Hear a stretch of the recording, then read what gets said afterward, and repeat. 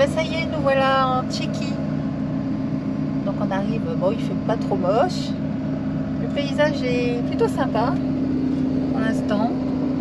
Là nous nous sommes posés dans ce petit village. On est à peu près à 100 km de la frontière. On va passer le week-end ici. Et donc notre première visite est pour cette église qui extérieurement donc, a été complètement refaite. Donc ce n'est qu'une façade. L'intérieur a été complètement détruit en 1968. Donc en fait le plafond s'est effondré sur les fidèles pendant une messe. Et la particularité c'est qu'un sculpteur tchèque a façonné des statues des 32 victimes et les a réinstallées dans l'église, un peu comme des âmes errantes après le drame.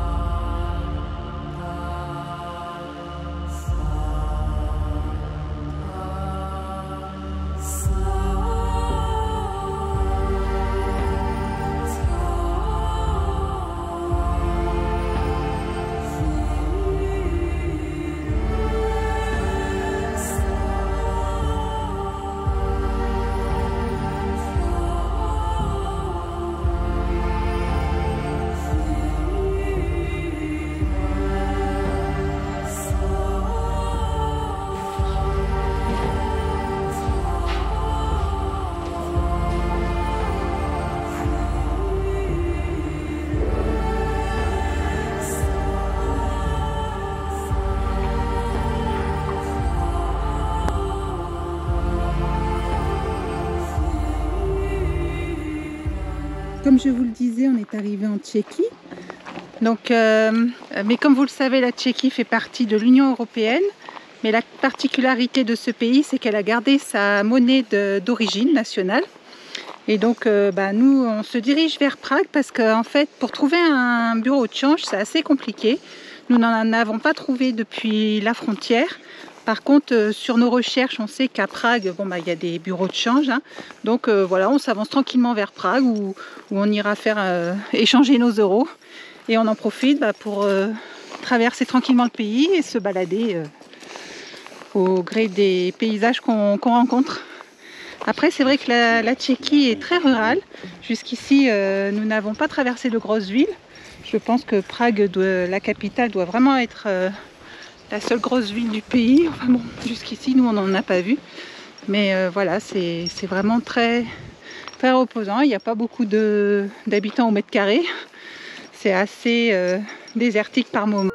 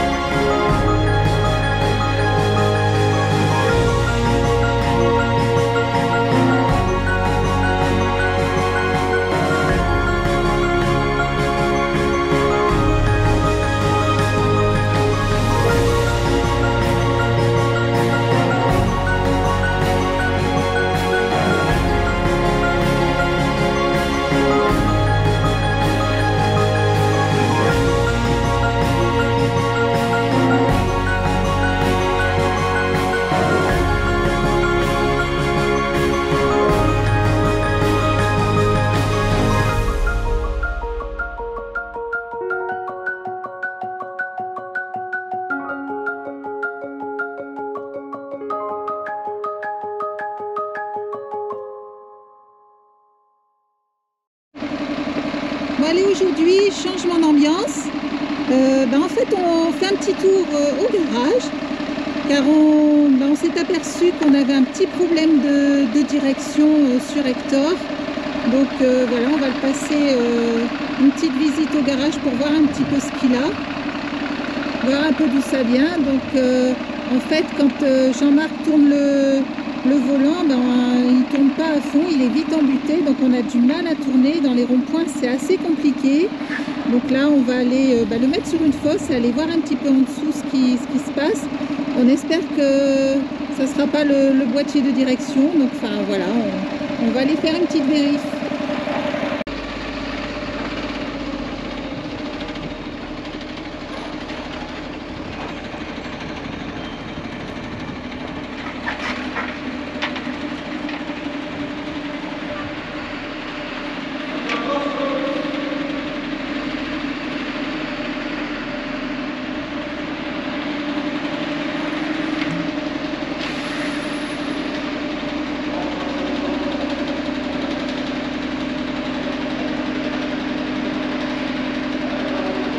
On s'est aperçu qu'Hector avait des problèmes au niveau de la direction, que l'angle de direction en fait se réduisait à chaque fois.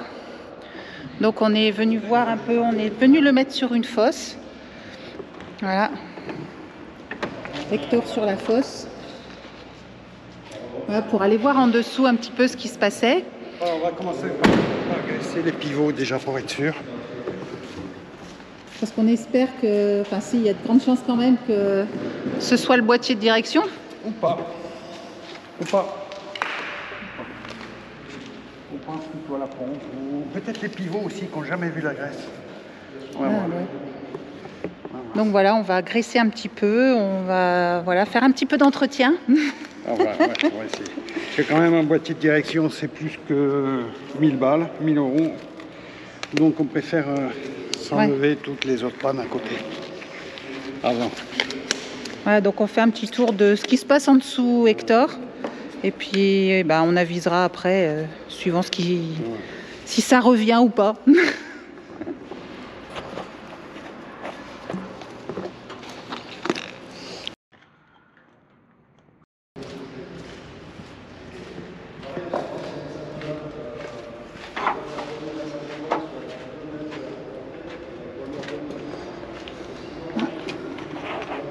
Donc là on graisse quoi là? On fait le pivot. D'accord.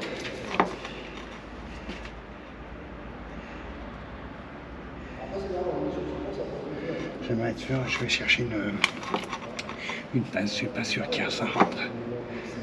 Ah si, ça a l'air. Donc là on démonte. Le dessous des pivots en fait. Enfin, je sais pas, c'est pivot ou fusée, je sais plus. On a réussi à graisser par au-dessus. Pas de problème. Et ce graisseur là qu'on vient d'enlever, on n'arrive pas à enquiller là-dedans. Il n'y a pas un gramme de graisse qui rentre. Donc on se dit que la graisse doit être sèche.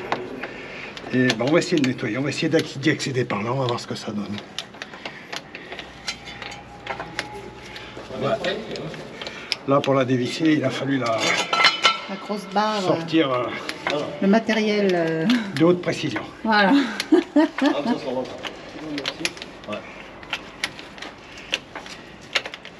T'as vu les forces quand elles ont... C'est moi qui ai tout fait ça. Ah ouais. Là, j'avais fait tout le garage entier. Voilà. Tu veux essayer de me filer un kické qui marche? On a la caisse là, non? Avec la plate, sinon pour finir. Enfin, je pense. Ouais. Parce que celui-là il marche pas, il est bloqué en mode. Oh, mais je crois qu'ils vont faire 6 mètres de long, non? À 2, tu crois qu'on peut être. Non, on va faire de la merde. Ah, mais celui-là il sort tout seul. Ouais. Ah, ça faisait longtemps qu'ils n'avaient pas vu le jour quand même. Mais globalement, tu as eu dessous le châssis, mais nickel. Ah ouais. Nickel, il n'y a pas un pet de rouille. Là, il y a le pas de vis, ça. Ah ouais. 9. 9 dans le papier. Faut jamais servi. C'est bien ça. On va y mettre un coup de masse dans sa gueule. Ouais. Bah, ça, c'est qu'un cache. Ouais. Il doit être bien collé là. Il y a moyen. Ouais. Ouais, les boulons. Ça y est, on lui a parlé, ouais.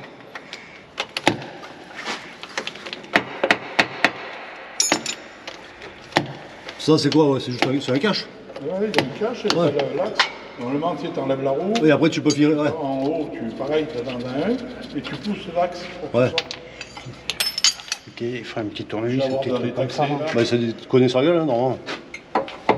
Même à plat, normalement. Ah, il vient. Je l'ai vu. Tu le vois? Ah ouais. Même si tu le prends en travers comme ça, tu sais. Ah ouais. Il va? Ah ouais.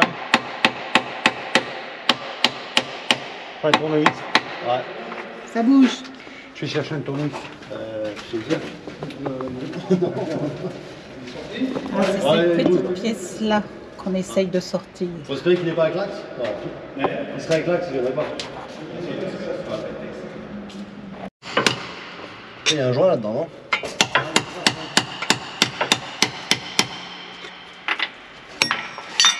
Le joint il va se... Hein? Ça rince, c'est pas grave. C'est pas grave. Hein? Faut le choper un peu ce côté maintenant.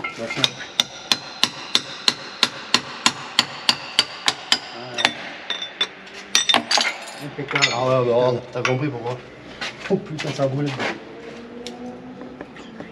Ah ouais, c'est bien.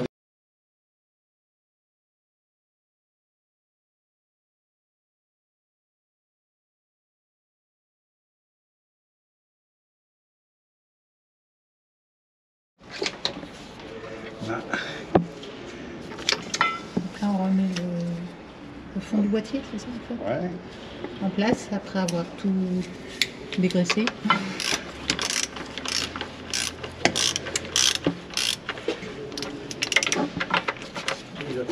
Ouais, il catch. Ouais, il va se faire. Mais il forçait tout à l'heure, hein, déjà. Ouais. Ah ouais. Celui-là, on a été arrivé à l'enlever à la main. Au pire, tu le visses un peu, tu le redévisses. Ça y est, faut faire pareil en face. C'est là dans le papier, on a graissé. Et du coup, la graisse, ça y est, sort. Je fais le tour du pivot. Impeccable. Donc ça manquait de graisse, tout donc ça. c'était bouché surtout. Ouais. Impeccable. Bon, bah ça, c'est une bonne nouvelle. C'était bouché, surtout, ça manquait de Et graisse. rempli de... ça avait durci. Ouais, bah, la graisse, ça avait durci, quoi. Donc voilà, déjà un côté de fait. Bon bah, Par contre, attends. ensuite à faire celui-là. Donc, Faut lui, je relève l'enlève, là. hein. Ouais, faut relever, Attention. Et à droite, je remets pas. Parce que c'est moi qui va faire refaire les dents après. Ah, mais là, on part sur l'autre côté. Ouh, il s'enlève beaucoup mieux celui-ci.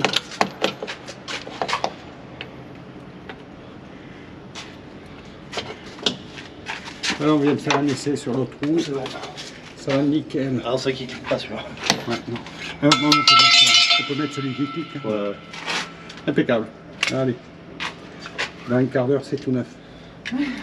Bon, mais on sait qu'on a les pivots à remplacer, ça c'est sûr. Surtout qu'on ne fera pas de mal dans les temps. Ouais. C'est dangereux, quoi. Oh, mais attends, après, une fois reposé, là, tu crois que ça va braquer bien? Je sais pas. On verra.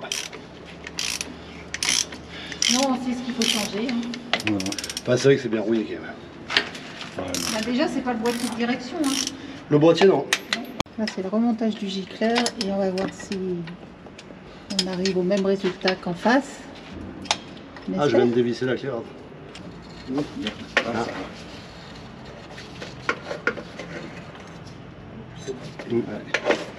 Là. Ça commence à pousser à travers les joints, je vois. Ouais, ça y est, je vois. Ça y est, ça sort. Ah, ça y est. Ouais. Impeccable. Ça aura galéré. Ça sort là. Ça y est, ça y est. Là, tu peux y en tartiner dans sa bouche. En fait, je pense qu'entre les... Là, il était en train de se souder, le camion. C'est dur à froid. Ouais, ça y est, ça Ouais, sort. c'est bon, c'est bon. Bon, on va dire que c'est bon, de toute façon, j'ai pas rien. Ah, de toute façon, ce que tu fais, tu roules un peu, t'en remets. Ouais. Ah, parfait. Oh, ça sort pas le jaune. Ouais. On a mis Impeccable. Bon, allez, c'est bon. Comme neuf. Enfin, presque. Résultat de l'intervention, ça manquait de graisse. Donc, c'est pas le boîtier de direction, on est content. Mais voilà, il va falloir quand même faire attention au pivot et tout. Enfin bon, voilà, il va y avoir un petit peu d'entretien quand même à prévoir. Mais voilà, on a retrouvé, Hector a retrouvé sa mobilité. Allez, c'est parti pour l'essai de braquage. On va voir ce que ça donne.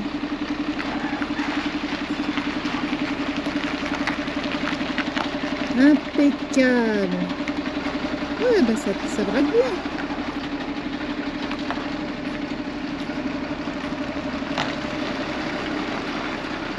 Waouh. Ah ouais, il tourne sur place.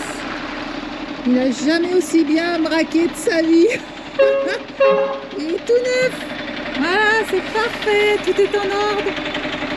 Donc on a traversé l'Autriche assez vite pour vous dire, parce qu'en fait là-bas pour trouver un spot nature pour se garer, c'est très compliqué.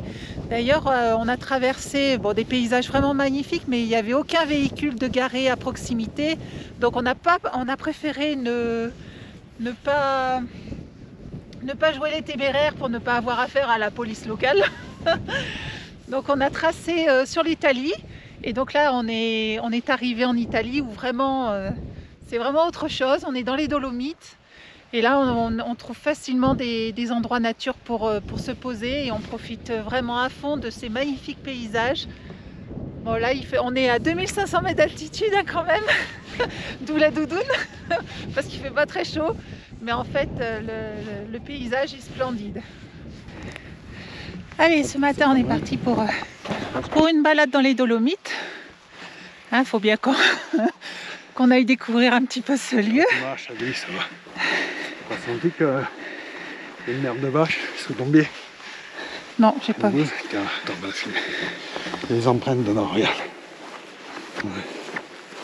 Là, tac. Alors, ça dit pas du jour. Hein. Ouais, attends. Voilà, très fin encore. Bon, on profite d'une accalmie quand même, parce que il pleut de temps en temps. Mais voilà, là la pluie s'est arrêtée. On a un peu de soleil, donc voilà, on va aller découvrir un petit peu ces escarpements rocheux.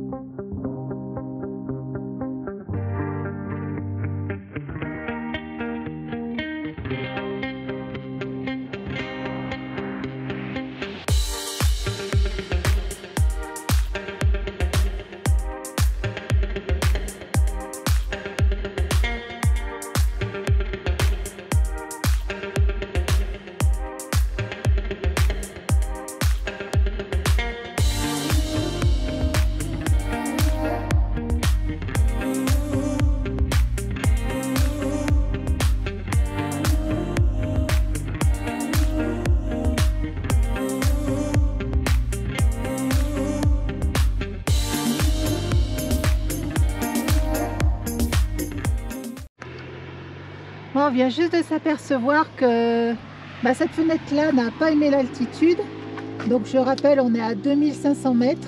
Et sur toutes les fenêtres du camion, il n'y a que celle-ci qui a cassé. Donc voilà, on est bon pour changer la fenêtre. Donc là, Jean-Marc va consolider la vitre. Donc apparemment, elle a pété que de l'extérieur. La vitre intérieure n'a pas bougé. Et on va éviter de perdre le vitrage sur la route.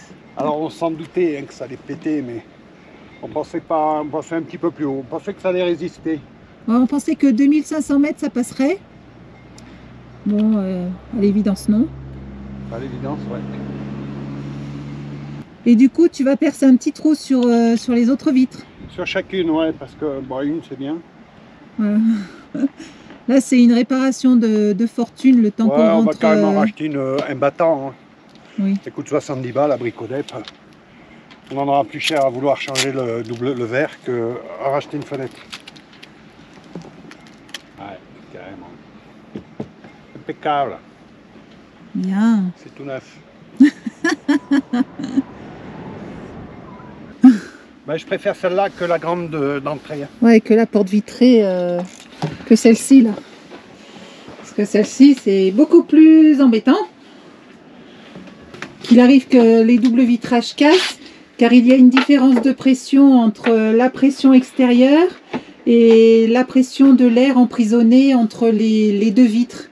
Donc c'est cette différence qui fait casser une des vitres, une des deux, voire les deux d'ailleurs. Donc c'est pour ça qu'on va faire que Jean-Marc va faire un petit trou pour créer, pour enlever cette différence de pression. Ouais, t'essayes sur celle de la salle de bain? Ouais. En faisant attention de ne pas casser la vitre. Donc voilà pour le trou, on l'a fait assez discret. Mais comme ça évitera que la fenêtre n'explose si on monte plus haut que 2500 mètres. Donc voilà, jolie la vue de la salle de bain. On a vraiment un chouette jardin là aujourd'hui.